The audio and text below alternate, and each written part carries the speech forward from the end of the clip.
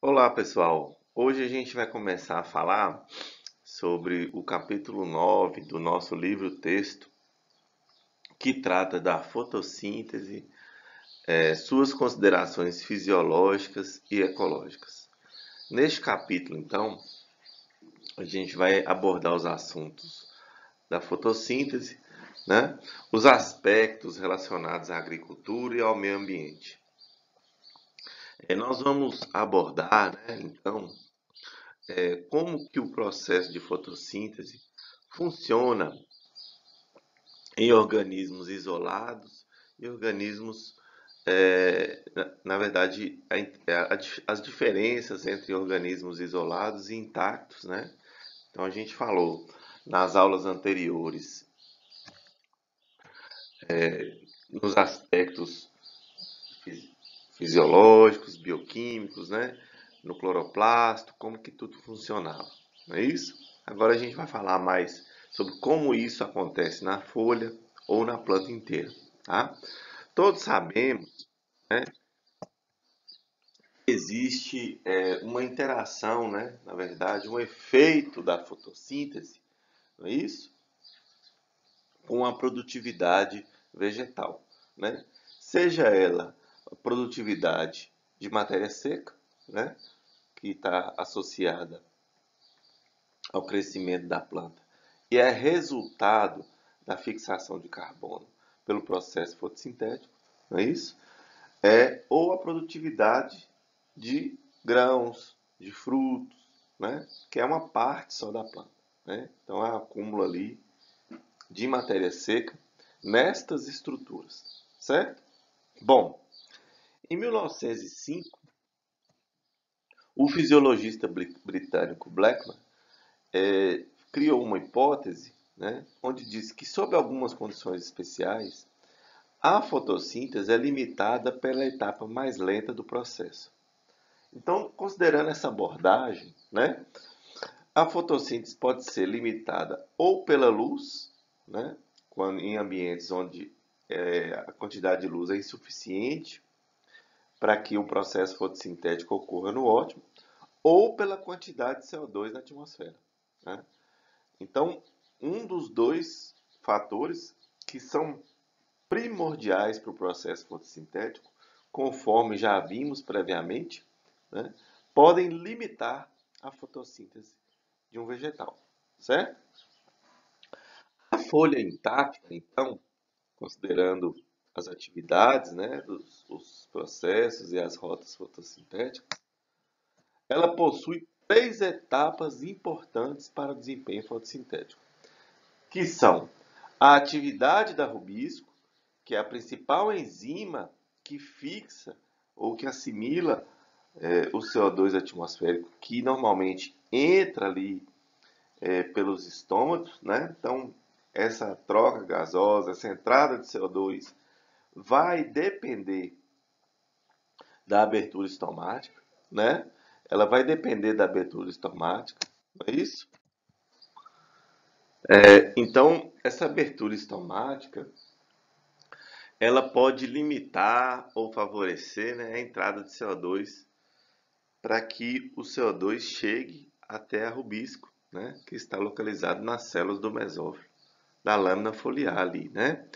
Bom, outra etapa muito importante é a regeneração da ribulose 1,5-bifosfato, que é um dos substratos da rubisco, né? E por fim, o metabolismo, é isso? Das trioses fosfato. Lembrando que naquela proporção de cada 6 trioses fosfato formadas, uma vai para a biossíntese de sacarose no citosol ou de amido no cloroplasto e outras 5 vão ser utilizadas para a regeneração, né, da ribulose 1,5-bifosfato. Ok? Então são etapas importantes no desempenho fotossintético vegetal.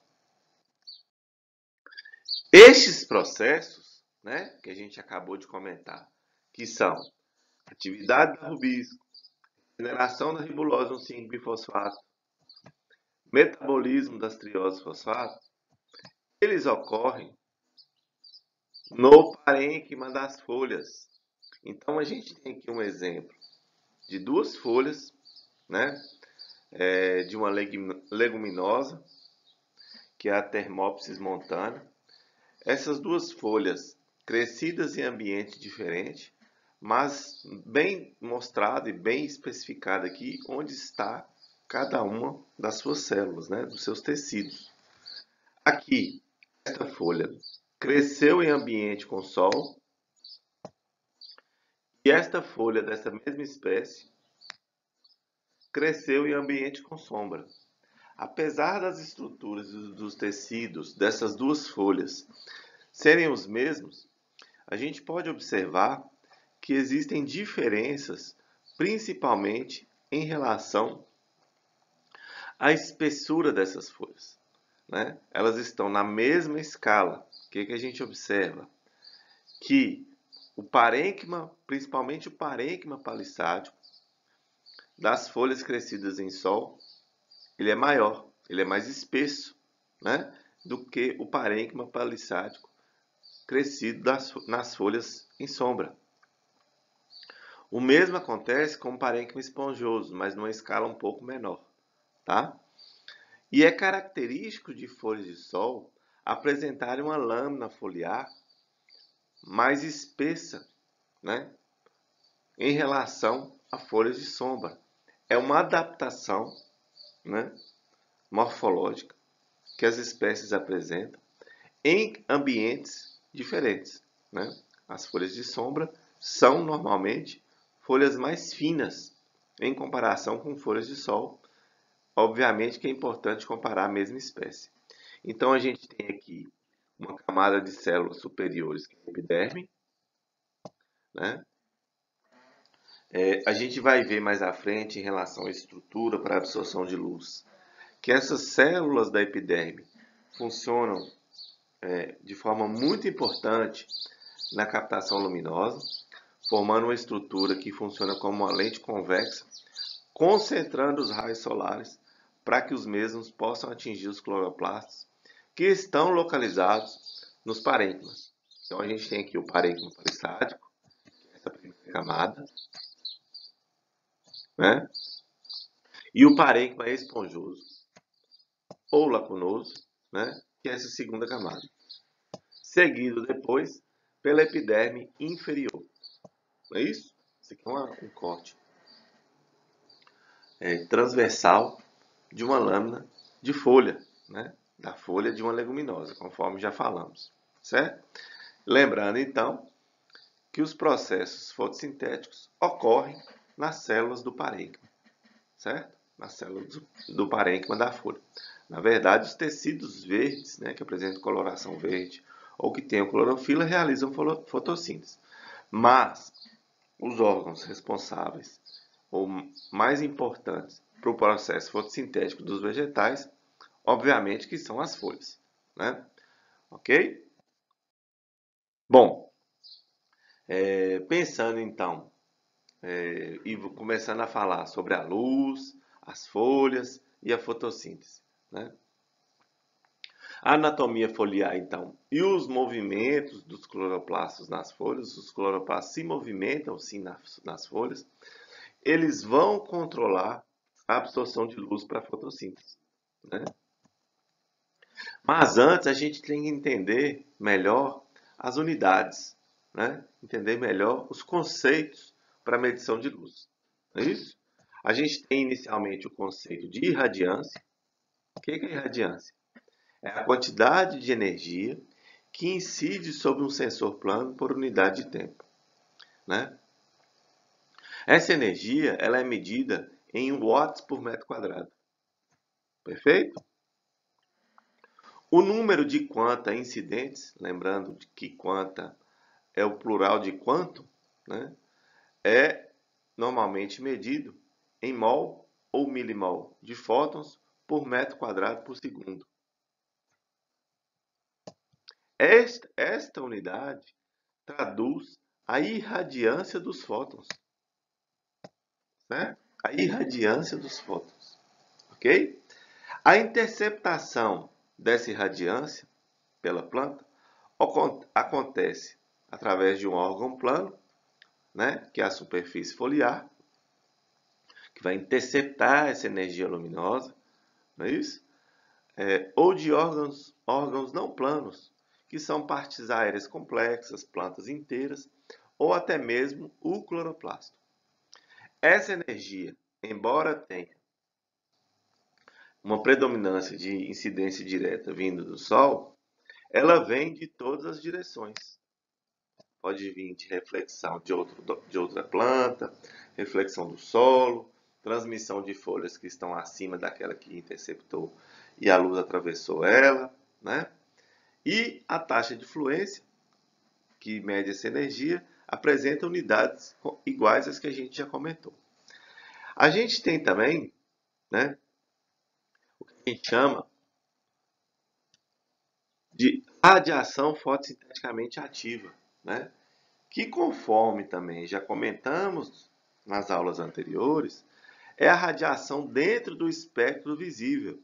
É aquela radiação que está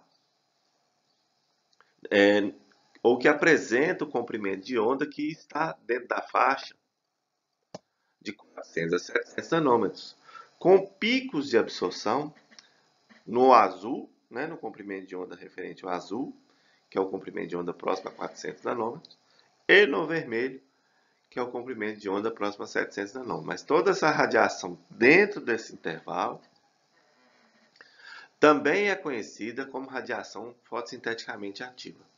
E aí a gente tem um fluxo de fótons, né? Um fluxo de fótons, né? Ou uma densidade de fluxo de fótons. Tem essa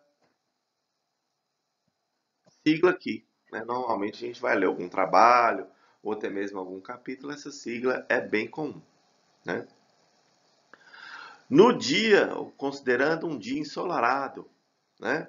A gente tem a radiação fotossinteticamente ativa e a taxa de fluência próxima a 2000 micromol de fótons por metro quadrado por segundo, ou aproximadamente 400 watts por metro quadrado, né? Se você fizer essas medidas abaixo de uma floresta, abaixo de um dossel de árvore, este valor pode chegar aí até 10 micromol de fótons por metro quadrado por segundo, certo? E se for em um dia chuvoso, né, ou um dia nublado, né, esses valores vão variar aí de 400 até 200 micromol de fótons por metro quadrado por segundo. Então, observem, portanto, que esse fluxo de fótons, né, ou densidade de fluxo de fótons fotossintéticos, considerando a radiação fotossinteticamente ativa, ele varia conforme as condições ambientais, certo?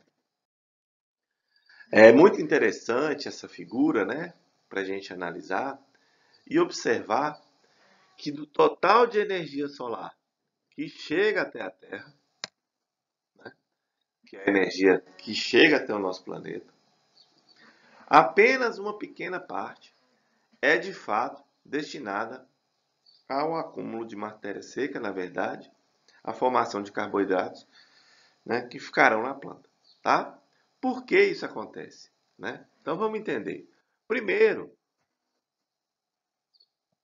porque desse total, desse 100% de energia solar, 50% são de comprimentos de onda ou de energia não absorvidos pela planta, né? Ou seja, eles estão fora daquela faixa de radiação fotossinteticamente ativa, que vai de 400 até 700 nanômetros. Bom, sobraram então apenas 50% daquele total. Desses 50% que sobraram, mais ou menos 15% desses 50% vão ser refletidos pela folha, ou seja, a radiação vai incidir, vai refletir, ou será transmitido. A radiação vai atravessar a folha ou o órgão fotossintético, né? Então, 15% será refletido, vai bater na folha e voltar, né? Então, não vai absorver, ou transmitido, a radiação vai atravessar a folha. Então, a gente já passou agora a ter, do total de 100%, apenas 35%. Bom, destes 35%, qual ocorre uma perda de mais ou menos 10%, que é dissipação de calor, né? Que é dissipação de calor. Então, sobrou agora apenas 25%. 25%. Não é isso? Destes 25%, então, cerca de 20%, apenas 20%, do total de 20% dos 25%, são utilizados no metabolismo para a manutenção das plantas, né? É o metabolismo que vai manter as plantas, metabolismo respiratório, principalmente. Sobrando apenas, então, aquele total, apenas 5% da energia solar total é convertida em carboidrato, que será utilizado, obviamente, né, no acúmulo de matéria seca das plantas, né? Perceba, então, que qualquer ajuste que se consiga fazer de forma a aumentar essa porcentagem, você, consequentemente, irá aumentar a produtividade daquela planta, né? Por exemplo, se você conseguir otimizar a interceptação e melhorar esse valor de 5%, né, convertido em carboidrato para, por exemplo, 8%, 7%, você consegue ou conseguirá aumentar a produtividade daquela planta, ok? Bom, até a próxima aula, onde nós vamos abordar alguns aspectos relacionados à anatomia foliar. Obrigado pela atenção.